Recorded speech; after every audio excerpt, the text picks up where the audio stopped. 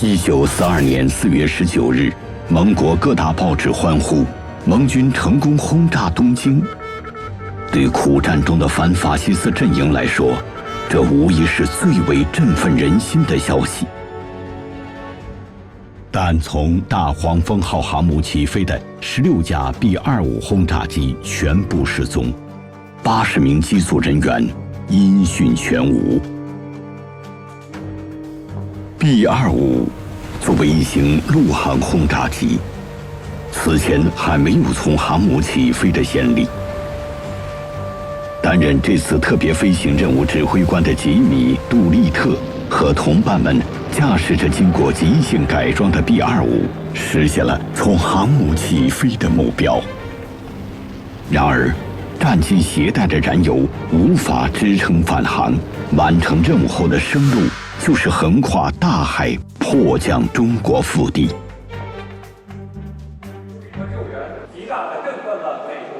美国大黄蜂号航母博物馆代表乔治·塞缪尔·雷特拉斯带着一份沉甸甸的使命，来到中国衢州杜立特行动纪念馆。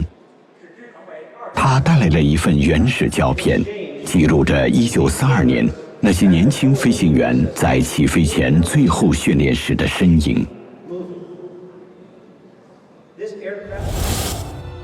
乔治的祖父当年就曾在大黄蜂号上亲手将500磅的炸弹装上轰炸机。A lot of times when someone is called a hero, it's the ones who don't want that word become the hero. And the Doolittle Raiders are heroes because there was no promise to return.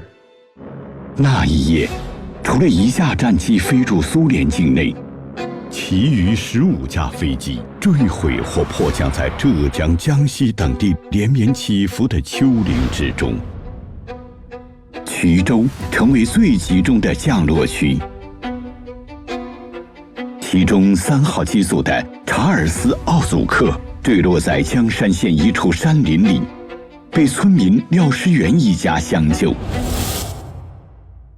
1942年，杜立特行动。这个是杜立特。是。90岁高龄的廖明发还记得，父亲用一把竹椅把浑身带伤的奥祖克抬回家中。当时我家中这个接待企业就这金贵人的，我没得跌了样了，我不多想跌没得跌个了，哎，这不我家里这我的摇来就我有的别个叫我跌，这美国欧洲还看光能跌，我去。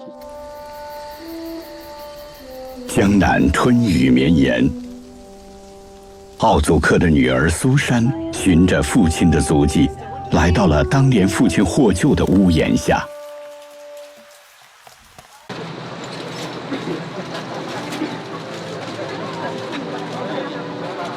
Very happy to see you. 廖明发如同当年他的父辈一样，为苏珊煮了一碗握着荷包蛋的面条。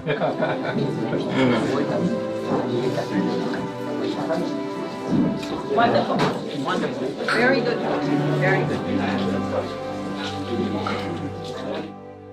He was taken care of, where he was loved.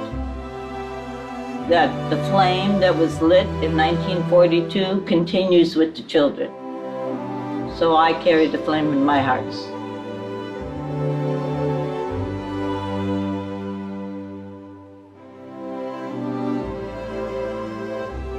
$1 cent, United States of America, 1937.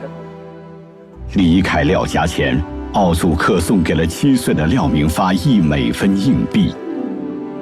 这个这纪念品我们中美啊，以后西队想去我和嘛，以后嘛西队以后全下去，就么。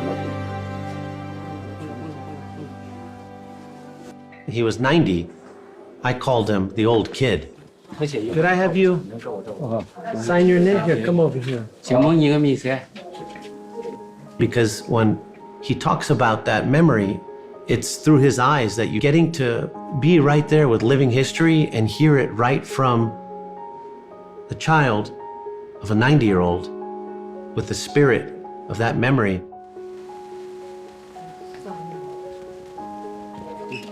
And having him tell me about his egg noodle with his egg that he was waiting for to eat for his birthday, letting one of our American airmen have it. I mean, how does a 7-year-old, I mean, it's like, no, that's not fair. But he went with it and let it happen. So now, anytime I have an egg, I'll think about that old kid. Thank you for sharing. 因为谢谢你呢，翻着对他个时候，这个 Very 老 special. 啊。